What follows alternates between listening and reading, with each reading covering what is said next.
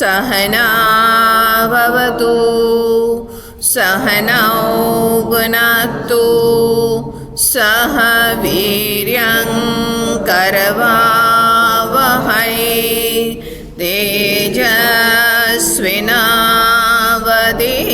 तेजस्विनावधीतमस्तु मा विद्विषावहै। ॐ शान्ति शान्ति शान्तिः। हरि ओम। આપણે આ સવારના સત્રમાં 3 દિવસ શંકરાચાર્યજીનું એક નાનું એવું સ્તોત્ર છે, પ્રાતઃસ્મરણ સ્તોત્ર. તો એના ઉપર આપણે વિચાર કરીશું.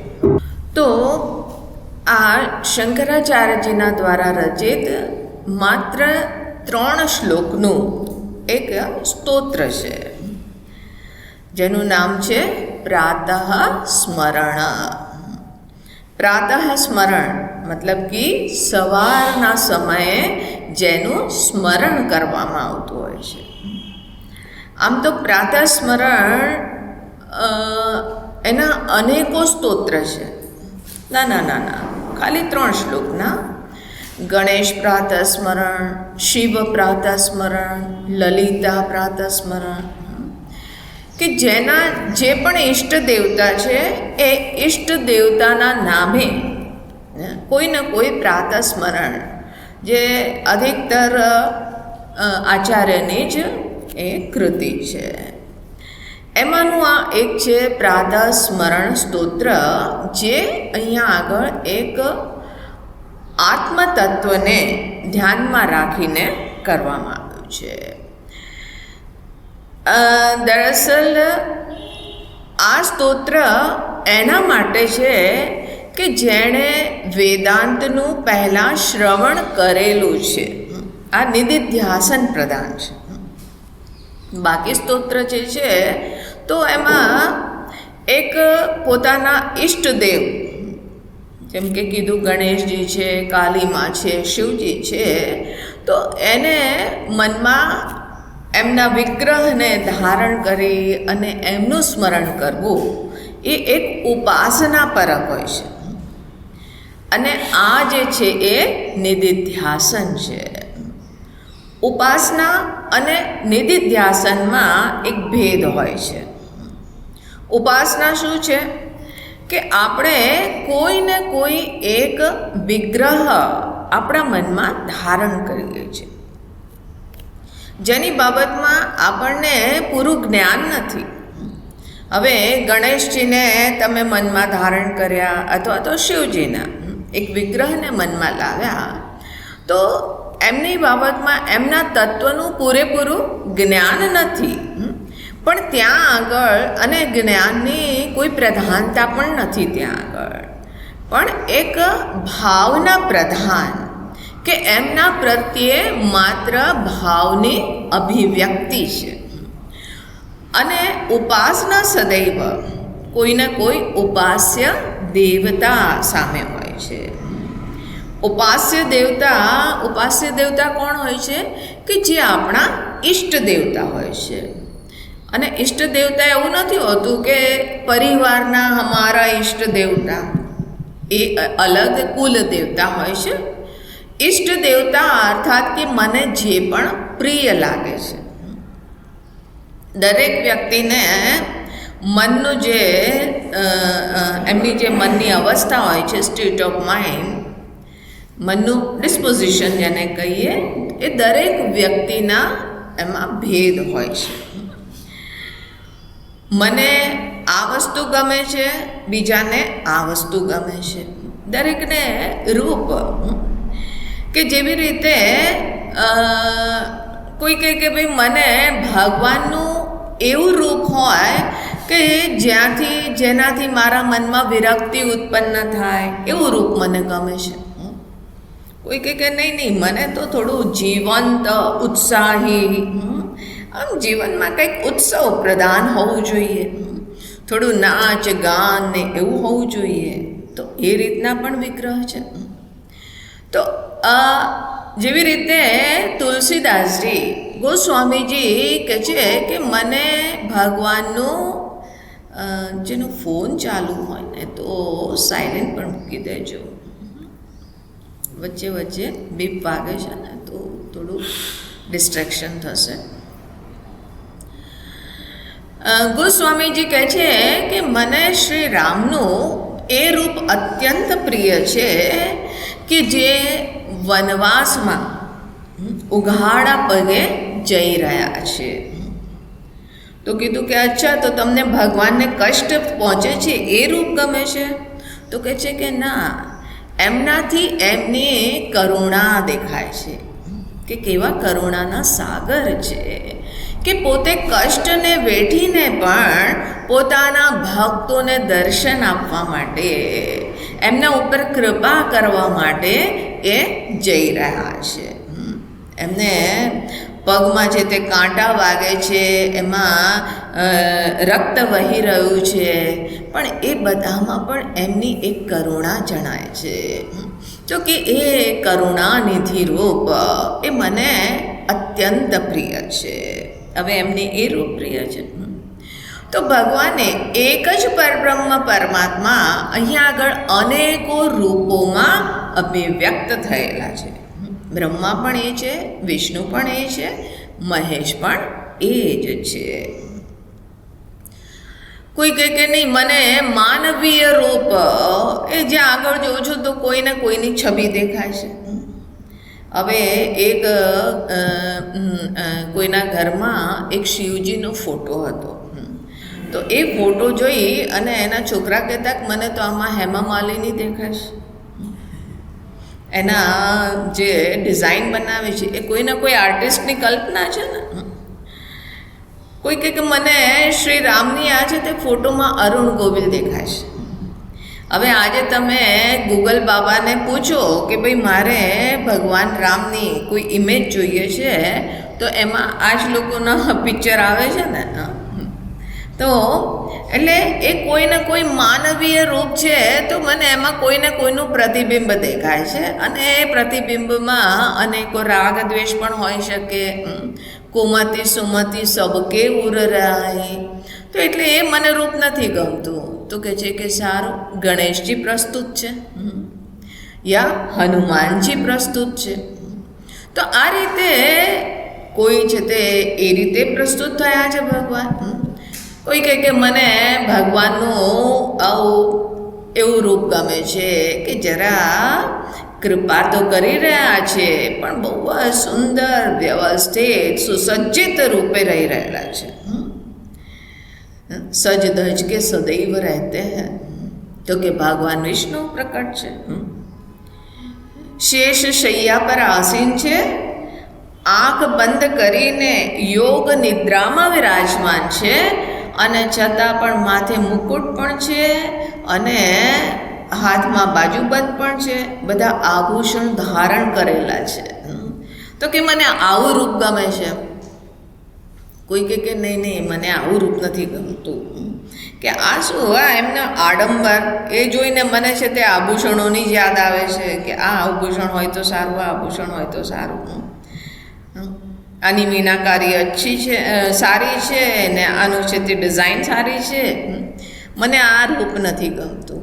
મને તો ભગવાનનું વિરક્ત રૂપ જોઈએ છે. તો ભગવાન મહાદેવજી આપણી સામે પ્રસ્તુત છે.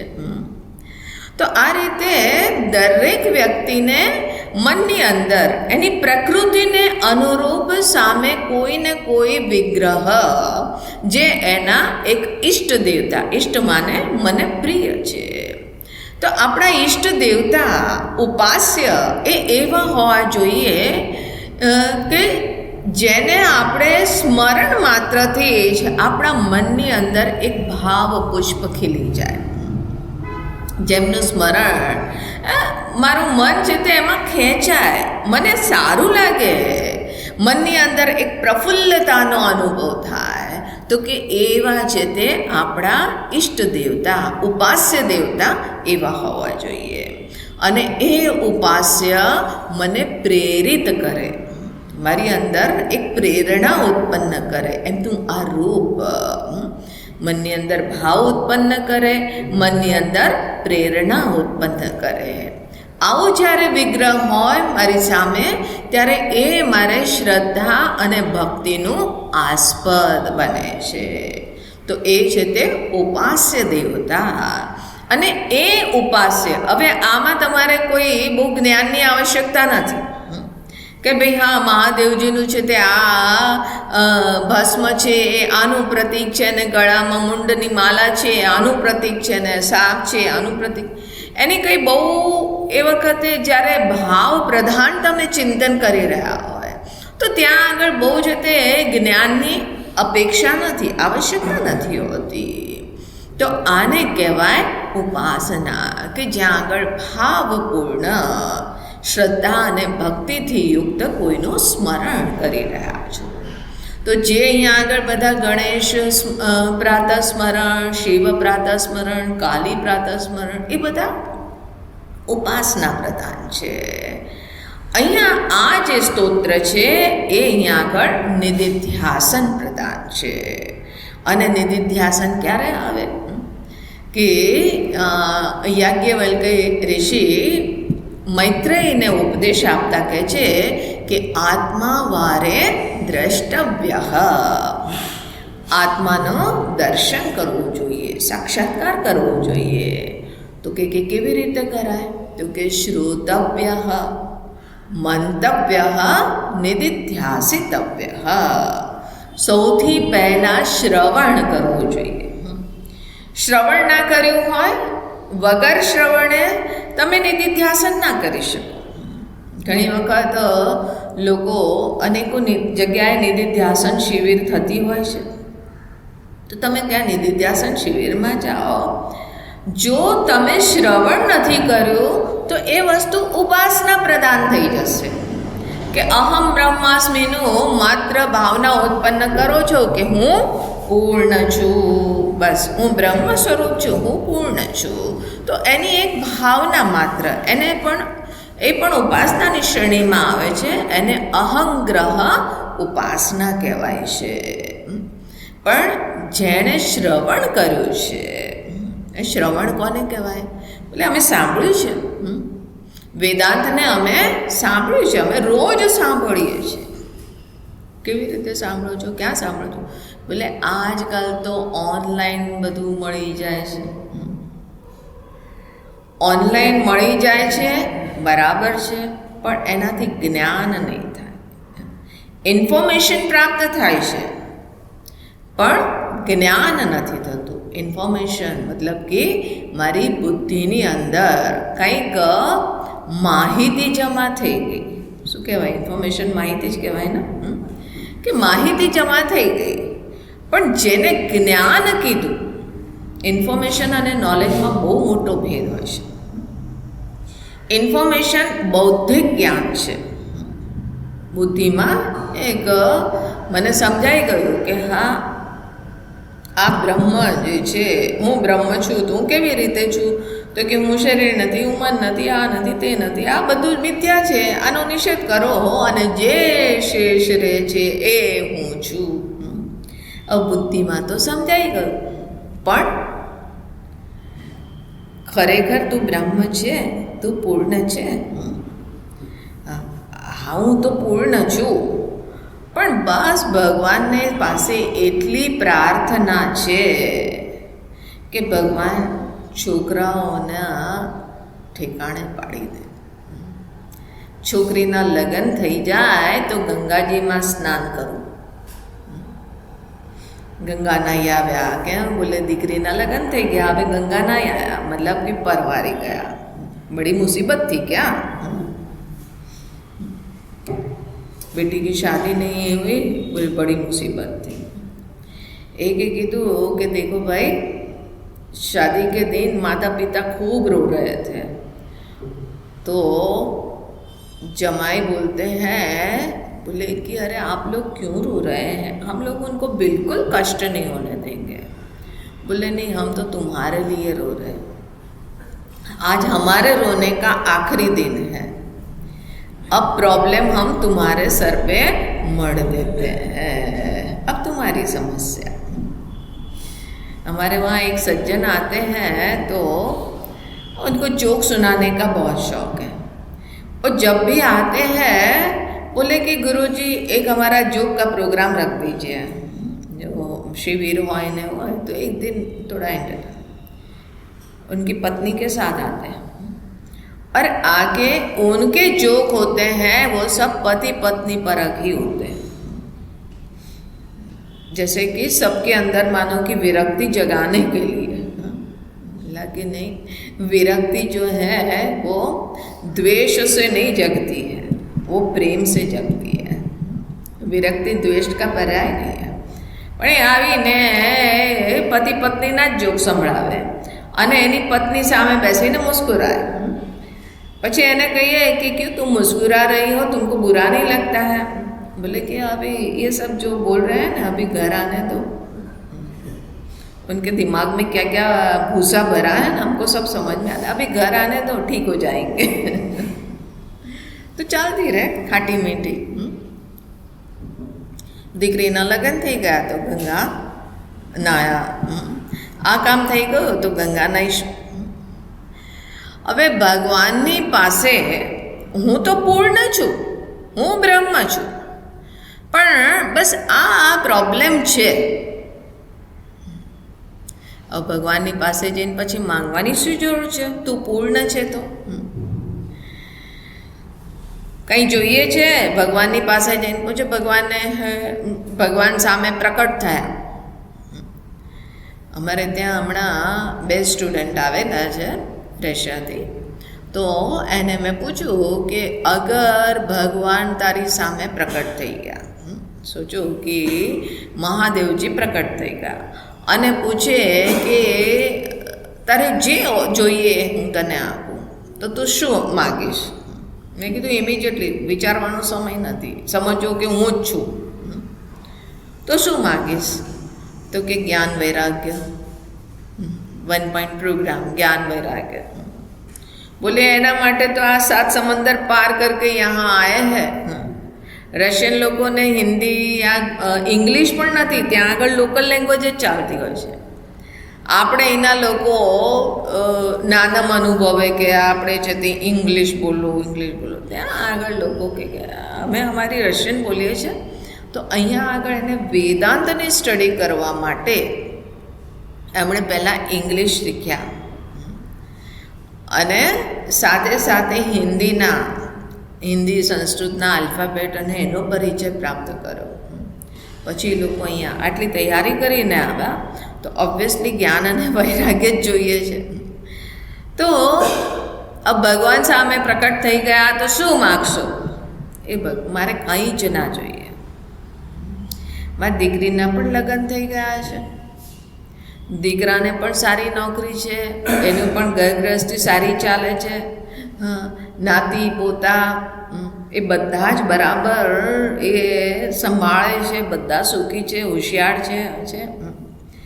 મારું બેંક બેલેન્સ પણ પર્યાપ્ત છે, પેન્શન બરાબર મળે છે, અને અગર હું જતો રહું તો મેં મારી પત્ની માટે પણ પૂરી વ્યવસ્થા કરેલી છે, કોઈ પ્રોબ્લેમ નથી। તો કંઈ જોઈએ છે? ના ભગવાન, કંઈ જ નથી જોઈતું। મતલબ તમે પૂર્ણ છો લાગે છે? તો કે ભગવાન આમ તો કંઈ જ નથી જોઈતું, આમ તો વૈસે તો, પણ બસ આવી જ તમારી કૃપા બની રહે, ક્યાંક બેંક ના ડૂબી જાય, સંભાવના છે ને। આમ તો એફડીને એ બધું કરાવેલું છે અને બરાબર એનું ઇન્ટરેસ્ટ આવે છે, પણ गवर्नमेंट का कोई भरोसा नहीं। एफडी का रेट 7% से 5% कर दे, 4% कर दे, कोई भरोसा नहीं। भगवान एफडी का रेट और बढ़े, कम न हो जाए,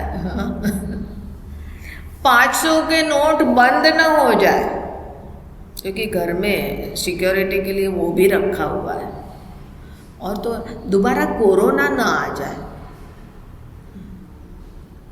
કંઈક તો માંગવાનું છે. એમ કહીએ કે ભગવાન કંઈ નથી જોઈતું, બોલે કૃપા. અરે એ તો વરસી રહી છે છપ્પર ફાડ કે, બૂંદ બૂંદ મેં કૃપા હરે કી અંબર સે બરસે. હા, પણ મને તો એ મહેસૂસ નથી થતી. તો કે કામ ક્રોધ મદ લોભ મોહ કા છત્ર હટા સરસે, પ્રેમ નીર મેં ભીખ બાવરે ભીતર બહાર સે. તો આવી આપણી અંદર એટલો વિશ્વાસ, એટલી પૂર્ણતામાં નિષ્ઠા છે. વિશ્વાસ ખાલી નહીં, નિષ્ઠા. મેં જોઈ લીધું કે હું પૂર્ણ છું, તો કે ના, તો હજી શ્રવણ અધૂરું છે, હજી શ્રવણની જરૂર છે. તો શ્રવણ શું છે? જનરલી આપણે પ્રવચનનું શ્રવણ નથી કરતા. શું કરીએ છીએ? પ્રવચન સાંભળીએ છીએ. ભગવાનનું દર્શન નથી કરતા. ભગવાનની પાસે જઈને તમે દર્શન કરો છો? કહીએ તો છે કે હા, અમે ભગવાનના દર્શન કર્યા, અમે જ્યોતિર્લિંગના દર્શન કર્યા, અને અમે આના દર્શન કર્યા, શ્રીનાથના, દ્વારકાધીશના દર્શન કર્યા. ખરેખર દર્શન કરો છો? બોલે દર્શન નથી કરતા. કારણ કે ત્યાં આગળ જઈને કહો છો કે હું ગયા વખતે આવ્યો હતો ને ત્યારે આવો શ્રૃંગાર હતો. જો ભગવાનનું મુકુટ કેટલું સરસ લાગે છે, જો ભગવાનને આ ત્રિપુંડ લગાવ્યું છે કેટલું સરસ લાગે છે. હવે સારા અને ખોટાનું હું આકલન કરું છું, તો એ સારું ખોટું શું છે? મારા મનની અવધારણાઓ છે. આ સારા ખોટાનો નિર્ણય મેં કરેલો છે. મતલબ કે આ મારા કન્ડિશન માઇન્ડથી, રાગ દ્વેષના ચશ્માથી હું ભગવાનનું દર્શન કરું છું. તો ભગવાનને જોઉં છું, દર્શન નથી કરતા. જ્યાં તમે અને શું જોઈ રહ્યા છો? એમના આભૂષણ જોઈ રહ્યા છો, એમના બહારનું સજાવટ માત્ર જોઈ રહ્યો છે. આજે ભગવાનના મંદિરનો શૃંગાર બહુ સરસ હતો, એમની સજાવટ જોઈ રહ્યા છો. એક સજ્જન છે તો ભક્ત હૃદયના છે, પ્રેમી છે. એ મને રોજે જ સોમનાથની બોલે આજના લાઈવ દર્શન કરીને રોજ ફોટો મોકલે, અને પછી સાથે સાથે લખે કે કેટલા સુંદર આજે શૃંગાર થયો છે. હું વિચારું કે આમાં એમણે ભગવાનના શું દર્શન કર્યા? શૃંગારના દર્શન કર્યા ના. અને શૃંગાર શું છે? તમે સુંદર છે તે વસ્ત્ર ધારણ કર્યા હોય, મસ્ત ત્રિપુંડ પણ લગાવ્યું. ત્રિપુંડ તો કોઈનું દેખાતું નથી, પણ કે હા હેરસ્ટાઈલ સ્પેશિયલ બનાવી અને મસ્ત મજાની સાડીને આભૂષણ પહેર્યા અને ક્યાંક પાર્ટીમાં ગયા અને બધા જ તે તમારી સાડીને જોઈને કે સરસ સાડી છે, આ સાડી બહુ સરસ લાગે છે, આ સાડી બહુ સરસ લાગે છે. થોડી વાર પછી ઉચ્ચાટન થવું જોઈએ. બોલે યાર, કોઈ મને તો જોતું જ નથી, મારી સાડીના વખાણ કરે છે. સાડી પહેરવાવાળાનો તો કોઈ આગળ પૂછતું નથી, બહારના વસ્ત્રને જે કરી રહ્યા છે. તો એ દર્શન થયું. હું કોણ છું? મારા વાસ્તવિક દર્શન. એકવાર અમારા ગુરુદેવનું ક્યાંક પ્રવચન હતું. પ્રવચન પછી એક સજ્જન આવીને કહે કે महाराज जी आपका थोड़ा परिचय दीजिए। तो गुरुजी के तुमने सवेरे प्रवचन सुना कि नहीं सुना? बोले हाँ सुना ना। सुना कि श्रवण किया? नहीं श्रवण किया। उसमें हमारा ही परिचय था। तुम कौन सा परिचय चाहते हो? ये मारो वास्तविक परिचय है। तो આપણે આ શ્રવણ એટલે ખાલી સાંભળવું નથી, શ્રવણ શું છે કે જ્યારે તમે ગુરુના ચરણોમાં બેસીને, જે પણ વ્યાસપીઠ પર આસીન આચાર્ય છે એમના ચરણોમાં બેસી અને વિનમ્રતાથી, પહેલાં તો અજ્ઞાનની વિનમ્રતા છે. જો તમે જાણો છો અને પછી સાંભળો છો તો તમારી જાણવાની કસોટી પર એને કસવાની કોશિશ કરશો કે હા, પેલા સ્વામીજીએ તો આની બાબતમાં આવું કીધું હતું અને આ છે તે એ આ કહે છે. હવે એ તમે જૂની સ્મૃતિઓના આધારે સાંભળી રહ્યા છો, કન્ડિશન માઇન્ડથી. તો પહેલી વસ્તુ તો જો તમે જે જાણો છો એ તમારું જ્ઞાન ખરેખર સાચું છે. એ પહેલાં સાંભળ્યું છે, જેમણે સંભળાવ્યું છે, જેમણે શ્રવણ કરાવ્યું છે, એમણે ખોટું નથી કરાયું, પણ તમે જે ગ્રહણ કર્યું છે ત્યાં આગળ કોઈ ને કોઈ ખોટ છે.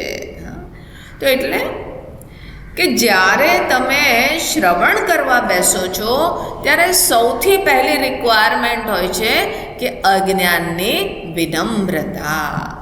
હું નથી જાણતો, મને નથી ખબર, અને એટલા માટે હું જાણવા માટે અવેલેબલ છું.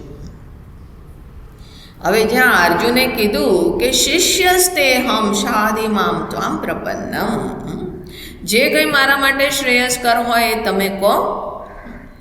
તો ભગવાને તો પહેલાં જ એને કીધું ને કે આ તારે છે તે હૃદયની દુર્બલતાને ત્યાગ કરી અને યુદ્ધ માટે ઊભો થયો. પણ એ વખતે અર્જુનની અંદર અજ્ઞાનની વિનમ્રતા નહોતી અને હવે એણે પોતાના અજ્ઞાનને સ્વીકાર કર્યો. તો અજ્ઞાનની સ્વીકૃતિ પછી જ શ્રવણ સંભવ થાય. પહેલી વસ્તુ અજ્ઞાનની સ્વીકૃતિ. બીજી વસ્તુ કે જે મને અહીં આગળ જ્ઞાન આપી રહ્યા છે એમના પ્રત્યે શ્રદ્ધા. અને શ્રદ્ધા કે એ જે કહી રહ્યા છે એ બિલકુલ પ્રામાણિક છે. હા, જે પોતાની કલ્પનાથી જે કહી રહ્યા હોય તો એના જ્ઞાનમાં ક્યારેય વિશ્વાસ ના કરતા. જે કોઈ એવું કહે કે આ મારું જ્ઞાન છે, આ મારું ઇનોવેશન છે, તો એના ઉપર જરૂર પ્રશ્ન ચિહ્ન લગાવજો. પણ જે આ વંદે ગુરુ પરંપરા કે પૂરી ગુરુ પરંપરા ક્યાંથી પ્રારંભ?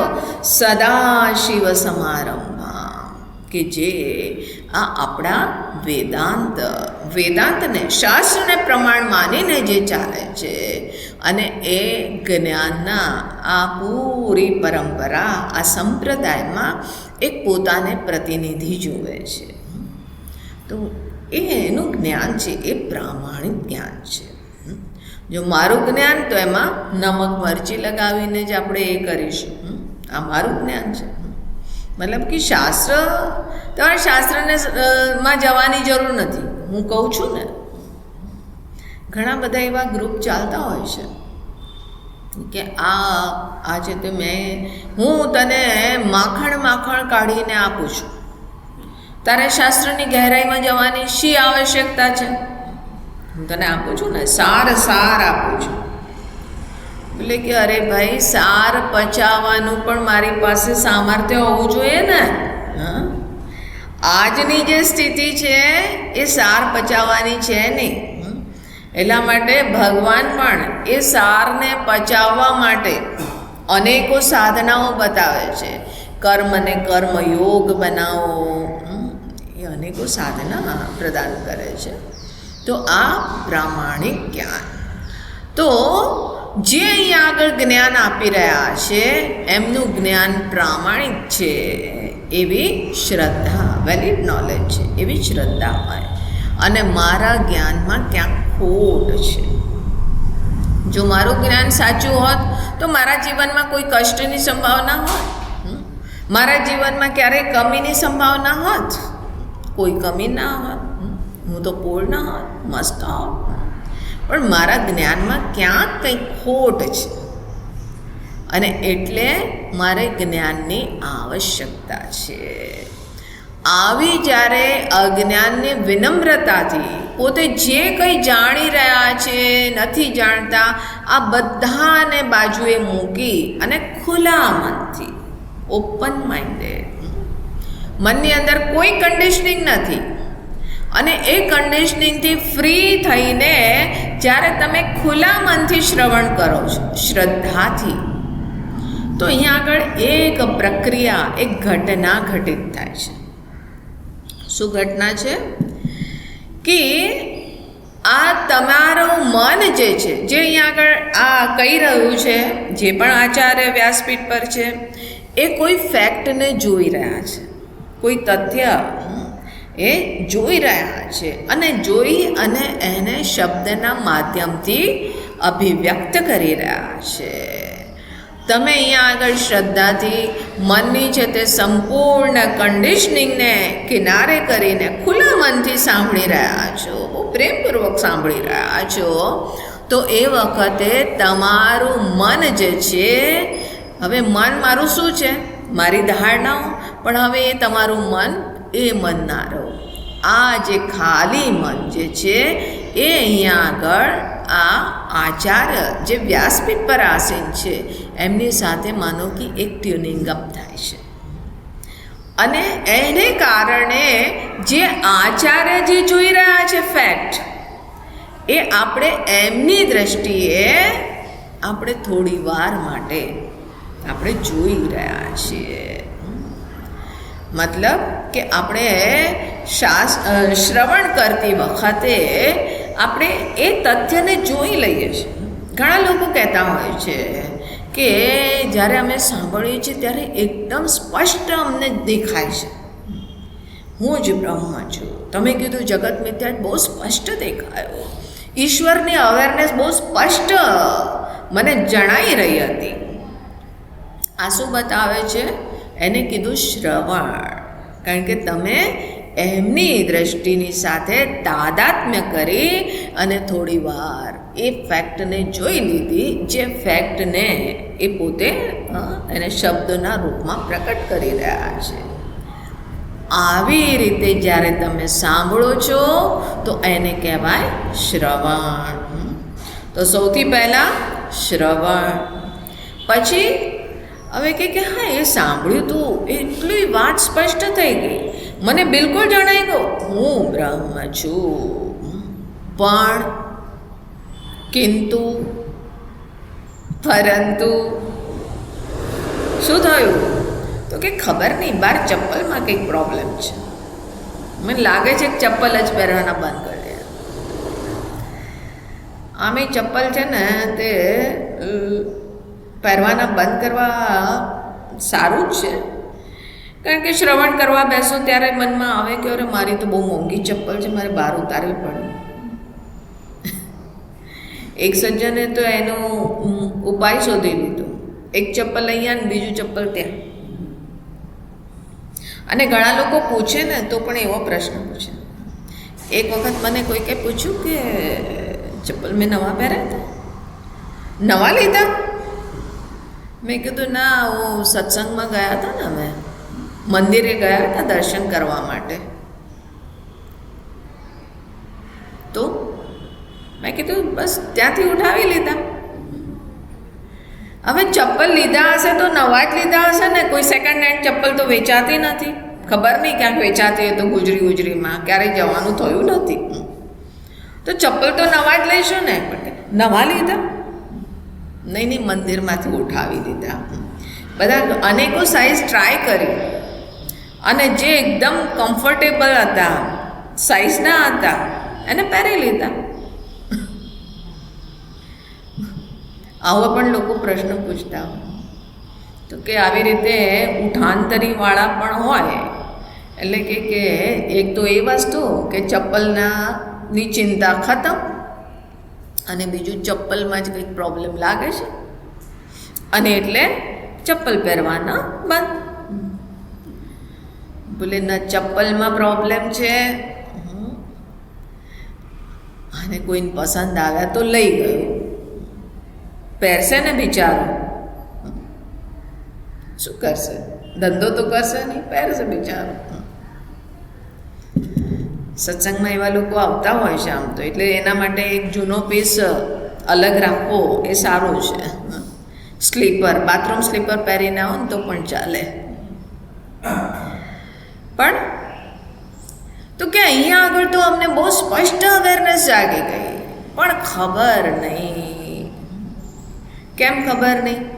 કારણ કે આપણે જ્યાં આગળ આ શ્રવણથી ફ્રી થયા પછી આપણા મનની જે જૂની ધારણાઓ છે, આપણે એ વખતે થોડી વાર કિનારે કરેલી હતી, પણ એ પછી મનની જે ધારણાઓ છે એ પાછી માથું ઉપાડે છે અને આપણું જે જ્ઞાન છે અર્થાત વર્તમાનનું જે જ્ઞાન છે, ધારણાઓ અને જે આપણે શ્રવણ કરેલું, આ બંનેમાં એક કોન્ટ્રાડિક્શન લાગે છે.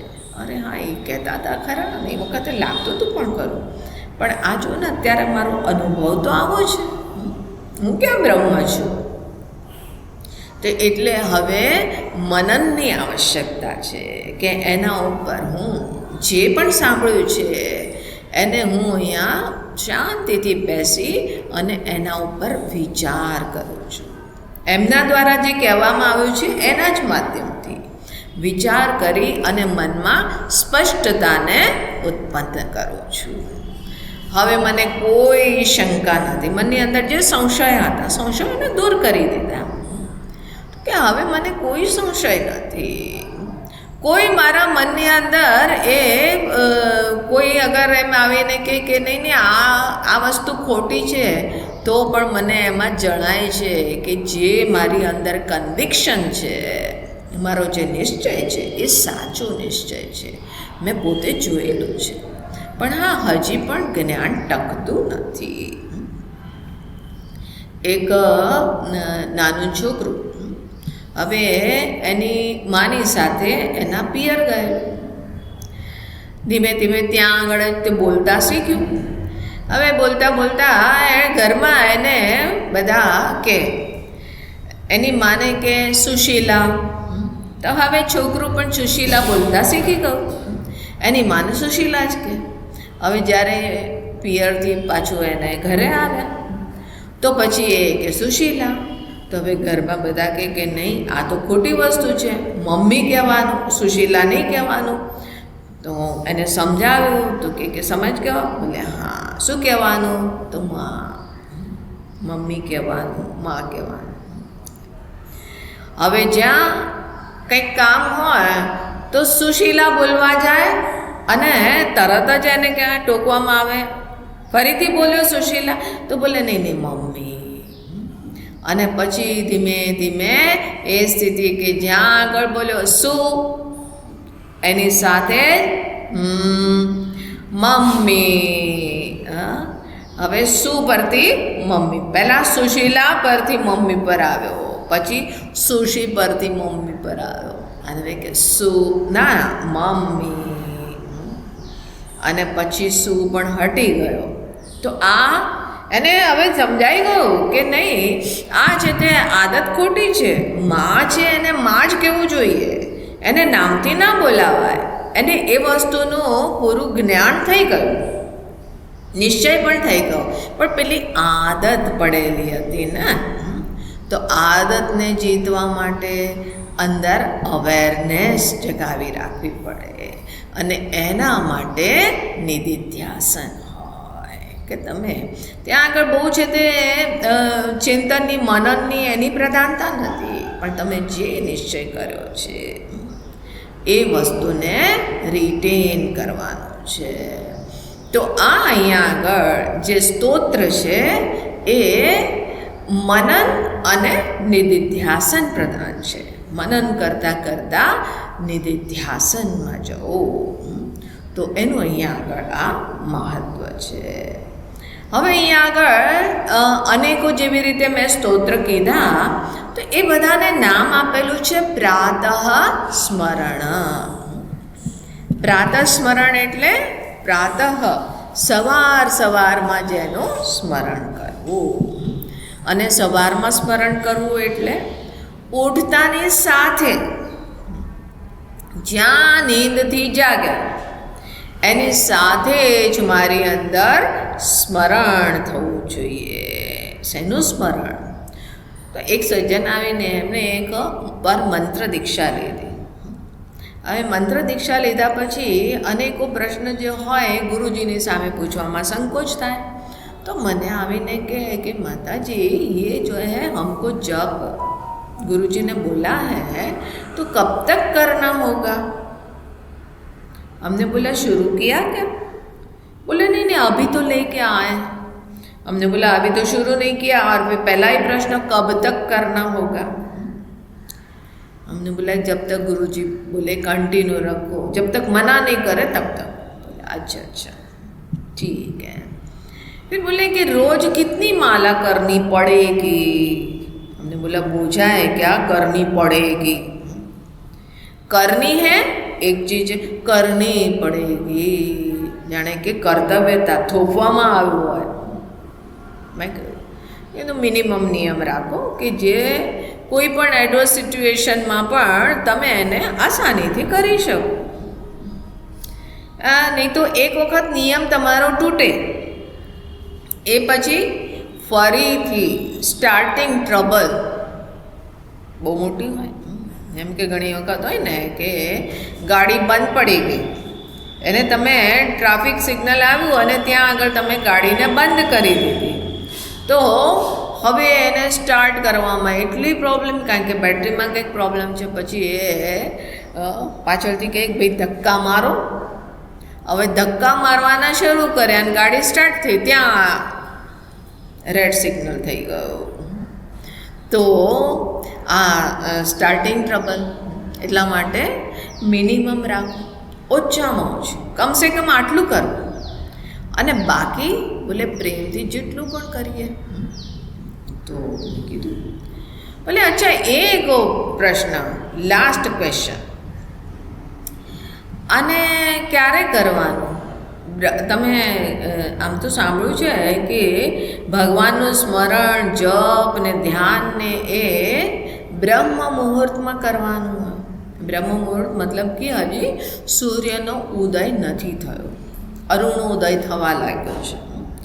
સૂર્યના ઉદય પહેલાં જે એમનો પાયલટ આવે છે, જે એક લાલીમાં દેખાય છે, એને કહેવાય અરુણ। તો કે હજી અરુણોદય થયો છે, બ્રહ્મ મુહૂર્ત, તો કે એ વખતે કરવું પડશે। મેં કીધું હા એ તો સારું છે, એ વખતે કરવું। હા પણ છે ને તે એ વખતે રાતે મોડું સૂવું છું ને તો સવારે ઉઠાતું નથી। અચ્છા નાહી ધોઈને કરવાનું કે વગર નાહે ચાલશે? હવે આટલા 50 પ્રશ્ન પછી મેં કીધું કે ભાઈ સાહેબ એક વસ્તુ તમે કહો, તમારા લગ્ન થઈ ગયા? તો કે હા થઈ ગયા। કેટલા વર્ષ થયા લગ્નને? 40 વર્ષ। અચ્છા 40 વર્ષ પહેલાં, એ વખતે આ મોબાઈલના જમાતા તો હતા ને, ફોટો, એનો ફોટો, તો કે હા એ વખતે બ્લેક એન્ડ વ્હાઇટ પાસપોર્ટ સાઇઝનો ફોટો। માતાજી આવું કોઈએ ક્યારેય પૂછ્યું નથી, અને તમે પૂછો છો તો આમ સારું લાગે છે। જૂના દિવસો યાદ આ ગયે, वो पुराने दिन, मेरा सुंदर सपना जो बीत गया। એ વખતે કેવો હતો ફોટો? અરે ચંદ્રમુખી હતી।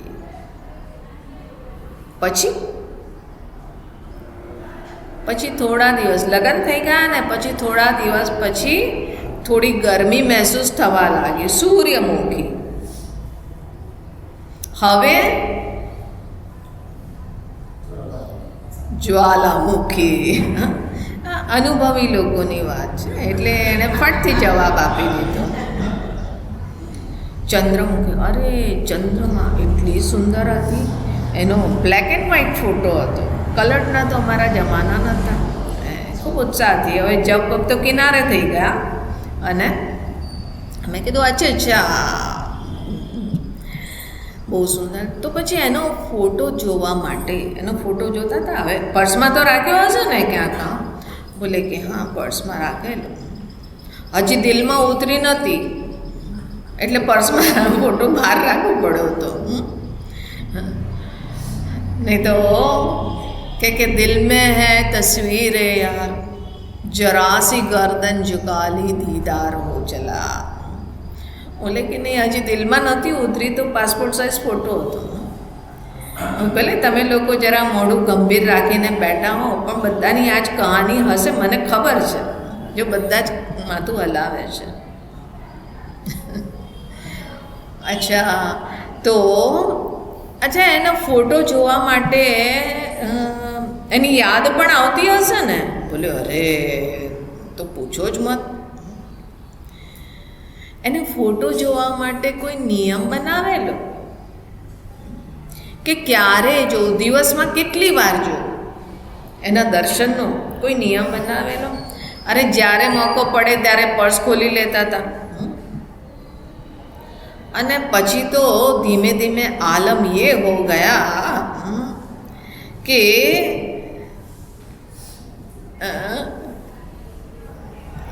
आईना देखूं तो मैं नहीं वो नजर आती है. अब आईना भी झूठ बोलने लगा, मैं नहीं वो नजर आने लगे. बोले કે એવી. हमने बोला अच्छा तो એનો મતલબ ફોટો જોવાનો કોઈ નિયમ? બોલે કોઈ નિયમ નહીં. અચ્છા એને યાદ કરતા હતા ને, એનું સ્મરણ થતું હતું ને? અરે હા તો બોલો. હા થતું હતું ને. કોઈ નિયમ રાખેલો કે દિવસમાં આટલી વાર? કોઈ નિયમ નહીં. હવે એના નામનો ખાલી ત ક્યાંક સંભળાઈ ગયો તો પણ એનું સ્મરણ આવી ગયું. એ આલમ હતું. નાઈ ધોઈને એનું નામ લેતા હતા કે વગર નાએ પણ? નહીં, એવું કંઈ નિયમ નહોતો. રાતે સ્વપ્નમાં પણ એ જ આવતું. મેં કીધું બસ ભગવાનના સ્મરણ માટે પણ આ તમે નિયમને એ બધું એટલા માટે કહો છો કે હજી ભગવાનના પ્રત્યે પ્રેમ જાગ્યો નથી. જ્યારે ભગવાનમાં પ્રેમ જાગી જશે તો પછી કોઈ નિયમ ને એ બધાની કોઈ આવશ્યકતા નહીં. એક સજ્જન મને પૂછે કે ભગવાનનું નામ તો બહુ પવિત્ર છે. મેં કીધું બિલકુલ પવિત્ર છે, પાવનકારી છે. તો કે અચ્છા તો શૌચ જતી વખતે પણ એમનું નામ લેવું કે ના લેવું? અમને બોલા બિલકુલ લેવું. બોલે પણ આપણે એ તો અપવિત્ર કામ છે. મેં કીધું કે પણ ભગવાનનું નામ છે ને પાવનકારી છે, પવિત્ર કરવાવાળું છે. એટલે તમે અપવિત્ર કામ વખતે પણ એમનું નામ લેશો ને તો તમે પવિત્ર થશો. અને બીજી વસ્તુ એ કે માન લો કે યમરાજ આવી ગયા. યમરાજ થોડી અપોઇન્ટમેન્ટ લઈને આવે છે કે તું શૌચ ક્રિયાથી પરવારી જા પછી હું તને લઈ જાઉં. અને એ વખતે અગર યમરાજ આવી ગયા તો તમે તો તમારું જે ભજન હતું ઇતના તો કરના સ્વામી જબ પ્રાણ તન સે નિકલે, તો એ પ્રાર્થના તો તમારી ફોક થઈ ગઈ. તો એટલા માટે એવું કોઈ નિયમ નહીં. અચ્છા, કેટલા કન્વિનિયન્ટ છે ને. એટલે મને કે આ માતાજી છે ને તે બહુ કન્વિનિયન્સની વાત કરે છે. કારણ કે તમારે જપ કરવું હોય તો નાહવાની જરૂર નથી. જપ કરવું હોય તો શૌચમાં પણ કરાય. જપ કરવું હોય પણ જ્યારે તમારી અંદર પ્રેમ જાગશે ત્યારે તમે મનની અંદર પવિત્રતાની સાથે પ્રેમથી કરશો. તો અહીંયા આગળ આપણે જોઈએ કે મોટા ભાગે પ્રાતઃ સવારમાં ઉઠતાની સાથે કંઈક સ્મરણ કરવાની પ્રધાનતા હોય છે. એવું કેમ? તો કે જુઓ કે જ્યારે તમે રાતે સૂતા અને સવારે જ્યારે ઉઠો છો તો એક ફ્રેશનેસ અનુભવ થાય છે. મનની અંદર કોઈ બીજા વિચાર નથી. જ્યારે રાતે સૂવા જઈએ છીએ ત્યારે બધી કર્તવ્યતાને કિનારે મૂકી દઈએ છીએ ને કે ચલો આ કામ અધૂરું છે, અત્યારે ફાઇલને ક્લોઝ કરો, કાલે જોઈશું. આંખ બંધ કરી દો, હવે કાલે જોઈશું, કાલે પરવારીશું, આને નિપટાવી દઈશું. તો રાતે આપણે બધી કર્તવ્યતાથી ફ્રી થઈને પછી સુષુપ્તિ અવસ્થામાં જઈએ છીએ. એટલે સવારે જ્યારે ઉઠીએ છીએ ત્યારે મારું મન આ બધી કર્તવ્યતાઓથી મુક્ત હોય છે. મારા મનમાં કોઈ અત્યારે કર્તવ્યતા બુદ્ધિ નથી. અને એ વખતે મન જે છે એ એકદમ પારદર્શી છે, ટ્રાન્સપરન્ટ છે. કોઈ કર્તવ્યતાનો બોજો નથી, આ કરવું છે તે કરવું છે, અથવા તો કોઈ પણ બીજા લોકોનું સ્મરણ નથી. કોનું સ્મરણ છે? માત્ર હુંની અવેરનેસ છે. અને એ વખતે તમે જે કંઈ ચિંતન કરો છો, મનની અંદર જે પણ વિચાર, જે પણ ઇનપુટ મૂકો છો, તો એ તમારા મનની ગહેરાઈ, મને સબકોન્શિયસ માઇન્ડ સુધી, અચેતન મન સુધી એ પેનિટ્રેટ કરી જાય છે. ત્યાં સુધી એ તમે એનું રોપણ કરો છો, આદાન કરો છો. અને એટલા માટે આ સવારનો સમય કે જ્યારે મારું મન શાંત છે, અને બહાર પ્રકૃતિ પણ જુઓ કેવી વ્યવસ્થા છે ભગવાનની. બહાર પ્રકૃતિ પણ કેટલી શાંત છે. ક્યાંક છે તે કોઈ પક્ષીઓની ચેપિંગ સુનાઈ પડે છે. લાગે છે કે પ્રસન્નતાના ગીત ગાઈ રહી છે. લાગે છે કે માનો કે ભગવાનની સ્તુતિ કરી રહી છે. તો આ રીતે બહારનું વાતાવરણ પણ શાંત છે. ઘરના લોકો પણ જેના બાબતમાં આપણે વિચારે છે કે અશાંતિ કરે છે, એ પણ હજી સૂતેલા છે, અથવા એમની અંદર પણ હજી કોઈ અસુર જાગ્યો નથી. અસુર જાગતા વાર લાગે. એટલા માટે ભગવાને એવી વ્યવસ્થા કરી કે અસુરોને કીધું કે હા, અસુર ક્યારે બોલે કે એ છે તે જાગશે સૂર્યોદય થયા પછી, બપોરે જાગશે. કેમ? કારણ કે રાતે ઉજાગરો કર્યો હોય ને, એટલે એ મોડા જાગશે. તો મતલબ કે અત્યારે બધા અસુરો, મનની અંદરના અસુરો પણ હજી સૂતેલા છે. અર્થાત શાંત મન છે, પારદર્શી મન છે, સાત્વિક મન છે. મારી અંદર આ કરવું તે કરવું એની કોઈ ઈચ્છા, હજી કર્તવ્યતા જાગૃત નથી થઈ. મારી અંદર કોઈ પણ પ્રકારની હજી ઈચ્છાઓ જાગી નથી. એ તો બહારના જગતમાં આવીએ ને પછી જોઈએ, અને ધીમે ધીમે આપણી અંદર એ જાગે. આ મારે કરવાનું તો, આ જોઈતું તો, આ જોઈતું તો. બહાર નીકળ્યા અને દેખા પડોશીની ચમચમાતી ગાડી નહીં દેખાઈ. અરે યાર, હું ગાડી લાવે ને 1 અઠવાડિયું થયું હતું, એના કરતાં મારી ગાડી નવી હતી, અને એ લઈ આવ્યો, મારી ગાડી જૂની થઈ ગઈ. તારે અત્યારે લાવવાનું, કમસે કમ 1 મહિના તો મારો આનંદ રહેત કે મારી ગાડી નવી છે. તો બહાર નીકળ્યા ને એની ગાડી દેખાઈ, હવે મનની અંદર આવી ગયું, કમી ખોટ આવી ગઈ. તો જ્યાં આગળ તમે, એટલા માટે કોઈ એવી ચિંતા નહીં કે હવે ઉઠીને મારે બ્રશ કરવું છે ને નાહવું છે ને મોડું મોડું ધોઈને પછી બેસું. બોલે બેસવાની પણ ચિંતા નથી. તમે બિસ્તર પર આડા પડેલા છો, હજી ઉઠ્યા નથી પણ જાગ્યા છો. એટલા માટે શું કહે છે આપણે ઉપનિષદમાં, કઠોપનિષદમાં, ઉત્તિષ્ઠત જાગ્રત. હવે ઉઠ્યા તો મતલબ જાગી ગયા ને? તો બોલે નહીં, ઉઠવું એક વસ્તુ છે ને જાગવું બીજી વસ્તુ છે. પણ તમે સવારમાં જ્યાં આગળ જાગી ગયા, જાગતાની સાથે શેની અવેરનેસ આવે છે? બસ એ વસ્તુના પ્રત્યે કોન્શિયસ થવાનું છે. हमारे ત્યાં નાના છોકરા બાલ વિહારના होता तो एक वक्त कहे कि स्वामी जी हमको जो है ना आत्मा का ज्ञान दीजिए, हमको आत्मा को क्या होती है वो हमको जानना है. हम बोला अच्छा चलो तुम्हारी भाषा में, बच्चों की भाषा में ही बात करेंगे. तो हमने बोला कि अच्छा बताओ कि सवेरे उठने के साथ तुमको क्या विचार आता है, किसका भान होता है?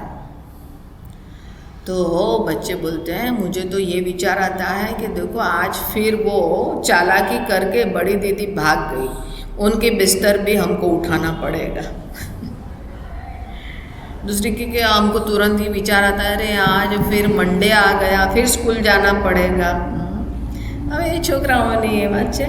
ने बोला अच्छा, पर ये पहला ये दीदी की और वो सब की बात तो उनका तो ध्यान बाद में आया, पर उसके पहले किसकी अवेयरनेस होती है? हमको हमारी अवेयरनेस हो रही ना। હું છું સૌથી પહેલાં આવે છે ને હુંની અવેરનેસ, મેં હું, એ પછી મેં યહ હું, મેં વો હું, કેટલા વાગ્યા અને આ બધું એ પછી આવતું હોય, પણ હું છુંનું ભાન થાય છે। તો કહે છે કે સવારમાં ઉઠતાની સાથે આ હુંની બાબતમાં વિચાર। તો આપણે પહેલા શ્લોકનો પાઠ કરીએ અને પછી એના અર્થમાં પ્રવેશ કરીએ। પ્રાતસ્મરામિ હૃદિ સંસ્ફુરદાત્મતત્વમ, સ્મરામિ હૃદિ સંસ્ફુરદાત્મતત્વમ, સચ્ચિત સુખમ પરમહંસ ગતિમ તુરીયમ,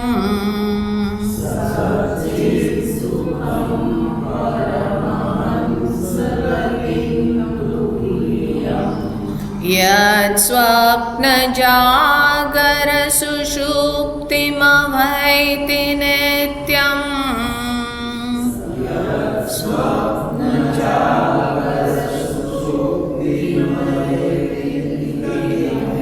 તદ્બ્રહ્મ નિષ્કલમહં ન ચ ભૂતસંઘઃ,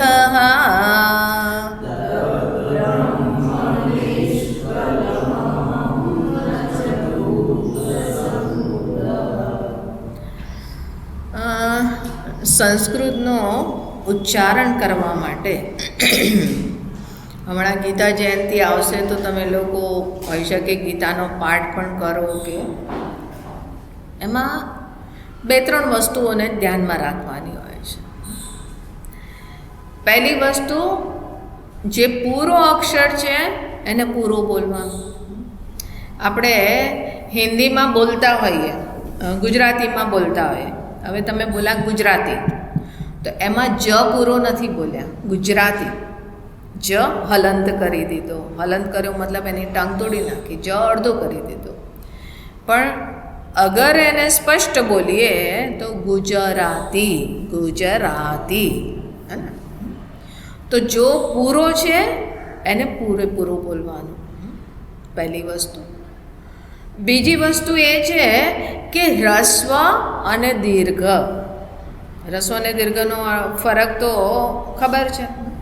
દીર્ઘ માને મોટી માત્રા અને હ્રસ્વ માને છોટી માત્રા, નાની માત્રા।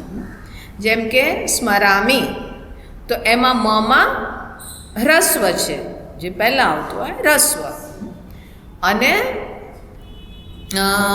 અહીંયા આગળ તો બધું જ હ્રસ્વ છે। હા, તુરીયમ તો રીમાં દીર્ઘ ઈ છે। તો જે નાની માત્રા છે એને શોર્ટ બોલીએ અને જે મોટી માત્રા છે દીર્ઘ છે એને દીર્ઘ થોડું લાંબુ બોલીએ। આ 2 વસ્તુ થઈ ગઈ। અને ત્રીજી વસ્તુ કે જે જોડાક્ષર હોય છે એ જોડાક્ષરની પહેલાં જે અક્ષર આવતો હોય, જેમ કે અહીંયા આગળ સંસ્ફુરત, તો સંસ્ફુરત તો એમાં જે સમ એના પહેલાંનો જે અક્ષર છે એના ઉપર તમે થોડો ભાર દો, સંસ્ફુરત। જો એના ઉપર ભાર દીધો તો એની જાતે જે છે તે સુંદર તરીકે સે બોલાશે। દાત્મ તત્વમ, તો દા આવ્યો ને, ત્મ એ જોડાક્ષર છે, દાત્મ તત્વમ, તત્વમ। બસ આ 3 વસ્તુને ધ્યાન રાખી તો તમે ફ્લુએન્ટલી કોઈ પણ ટંગ ટ્વિસ્ટર, ઇવન શિવ તાંડવ સ્તોત્ર પણ અને મહિષાસુર મર્દિની એ પણ તમે ઇઝીલી બોલી શકો. તો બસ આટલું જ ધ્યાન રાખવાનું છે, બહુ કઠિન નથી. સૌથી સારી વસ્તુ એ છે કે સંસ્કૃતમાં જેવું લખ્યું છે એવું જ વાંચવાનું હોય છે. ઇંગ્લિશમાં એવું નથી હોતું ને. સાયકોલોજી આગળ પી આવે છે, આવું કેવી રીતે ઉચ્ચારણ કરું? તો કે પી સાયલેન્ટ કરી દેવાનું. અરે ભાઈ, સાયલેન્ટ કરવાનું હતું તો એને મૂક્યું શું કામ? C A T CAT, C U T cut. પણ ઘણી જગ્યાએ જ્યાં આગળ એના પછી આઈ આવે તો સીને ક ના ઉચ્ચારણ કરે પણ સ ઉચ્ચારણ કરે. હવે આવું બધું પણ આમાં જેવું લખ્યું છે એવું જ વાંચવાનું છે ને, તો આ તો વધારે ઇઝી છે ને. બસ આ 2-3 ટિપ્સને ધ્યાન રાખો ને તો ઇઝી થઈ જશે. તો હવે એ વસ્તુને ધ્યાનમાં રાખીને ફરી એકવાર ઉચ્ચારણ કરીએ. પ્રાતસ્મરામિ હૃદિ સંસ્ફુરદાત્મતત્ત્વમ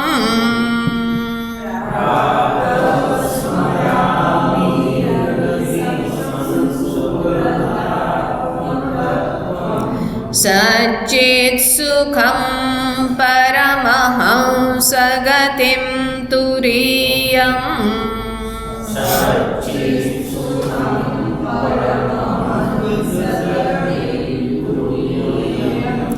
યत् સ્વપ્ન જાગર સુષુપ્તિમ વૈતિ નિત્યમ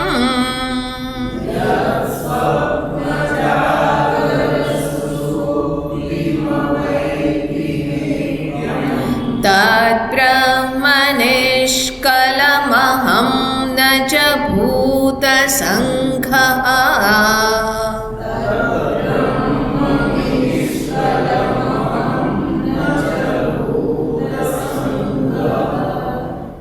ઇઝી હો ગયા ને? થઈ ગયું ને ઇઝી? તો હા તો બોલો, મને ખબર પડે કે બધા જાગો છો.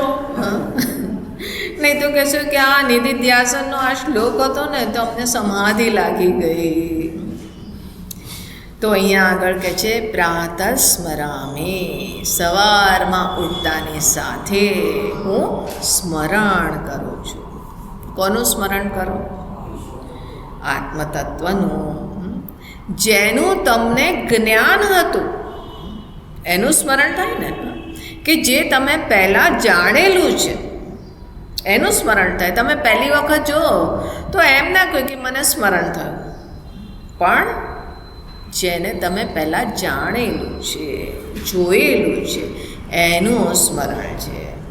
એનાથી સ્પષ્ટ છે કે આ શ્રવણના ઉપરાંત કે જેનું જ્ઞાન તમે પ્રાપ્ત કર્યું છે, જેના ઉપર મનન કરી અને એક નિશ્ચય બુદ્ધિમાં પણ કન્વિક્શન ઉત્પન્ન થઈ ગયું અને તમને એની એક ઝલક પણ મળેલી છે, એનું તમે સ્મરણ કરો છો, એની અવેરનેસ ઉત્પન્ન કરો છો. પ્રાતસ્મરામિ હૃદિ, જે હૃદયમાં, સંસ્ફુરત આત્મતત્વમ, જે આત્મતત્વ સંસ્ફુરત, બહુ સરસ રીતે સ્ફુરિત થઈ રહ્યું છે. કોઈ ચેષ્ટા નથી. હુંની અવેરનેસમાં કોઈ ચેષ્ટા છે? બોલે કોઈ ચેષ્ટા નથી.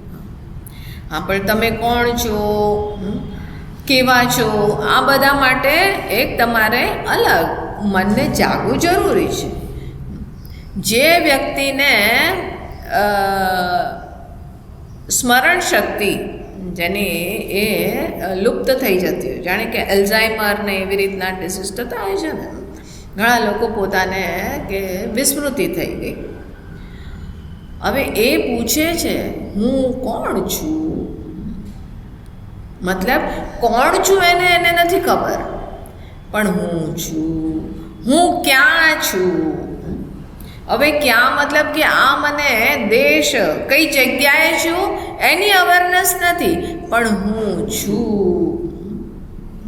મતલબ કે કોઈ વ્યક્તિ પોતાની જાતને વિસ્મૃત પણ કરી ગયો હોય તો પણ એને હુંની અવેરનેસ ક્યારેય વિસ્મૃતિ થાય છે, ક્યારેય લુપ્ત થાય છે. ભલે હું તો છું, હું નથી એવું ક્યારેય બહાર નથી થતું, હું તો છું. એટલા માટે કીધું સંસ્ફુરત, મને સ્વયં સ્ફુરિત થઈ રહ્યું છે. કોઈ ચેષ્ટા યા પ્રયાસ નથી. હું છું માં કઈ ચેષ્ટા છે? કોઈને પૂછવાની જરૂર નથી. એટલે કે તમે છો કે નહીં? બોલે કે 1 મિનિટ મારી વાઈફને પૂછીને આવું, કારણ કે એણે મને કીધું છે કે મને પૂછ્યા વગર કોઈને તમે કંઈ છે ને તો કોઈને જવાબ આપો છો ને ઉલટો સીધો આપી દો છો. મને પૂછ્યા વગર તમારે કોઈ કામ નહીં કરવાનું. તમે છો કે નહીં? જે લોકો જવાબ નથી આપતા એ ઘરે પૂછવાની એમાં પડેલા છે. ઘેર પૂછવું પડશે કે હું છું કે નહીં, કારણ કે તો કીધું કે નહીં, એને મારે પૂછવાની જરૂર નથી. લાઈટ જતી રહી, અંધારું થઈ ગયું, તમે ક્યાં છો? બોલે ખબર નહીં. તમે છો કે નહીં? તમે છો ને અહીંયા? તમે એવું કહો છો કે લાઈટ આવી જાય પછી કહું, કારણ કે અંધારું છે તો મને દેખાતું નથી. અરે પંગા પંડિત, તમે સ્વયં સ્ફુરિત છો. તમારે પોતાના હોવા માટે, પોતાની અવેરનેસ માટે કોઈ બાર ન લાઇટની આવશ્યકતા છે, ન કોઈ વ્યક્તિને પૂછવાની જરૂર છે, ન કાલની કોઈ ચેષ્ટા છે. સંસ્ફુરત, સ્વયં સ્ફુરિત છે. અને ક્યાં આગળ? હૃદયમાં, આ કોરમાં, જે આત્મતત્વ, આ આત્મા સ્ફુરિત થઈ રહ્યો છે, જે સચ્ચિત સુખમ, સચ્ચિદાનંદ સ્વરૂપ છે. પરમહંસ ગતિમ, જે પરમહંસ લોકોની ગતિ છે. તુરીયમ, તુરીય તત્વ છે. તુરીય મતલબ ચતુર્થ, ચોથું. હવે એનો મતલબ શું છે એ આપણે જોઈશું. યત સ્વપ્ન જાગર સુષુપ્તિમ અવૈતિ નિત્યમ, જે નિત્ય છે અને જાગ્રત, સ્વપ્ન અને સુષુપ્તિ એ ત્રણેય અવસ્થાઓમાં વ્યાપ્ત છે. ત્રણેય અવસ્થાને પરોવે છે. એ શું છે? તદ બ્રહ્મ, એ બ્રહ્મ છે. નિષ્કલમ, એમાં કોઈ કળા મને વધઘટ નથી.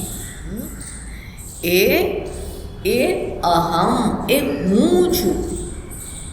નચ ભૂત સંઘ, આ ભૂતોનો સંઘાત. ભૂતનો સંઘાત મતલબ આ પંચ મહાભૂતનું બનેલું શરીર, મન, પ્રાણ, આ બધું હું નથી. તો આ વસ્તુના આપણે કોન્શિયસ થઈએ છીએ. પ્રાતઃ સ્મરામિ, એના કોન્શિયસ થઈએ છીએ.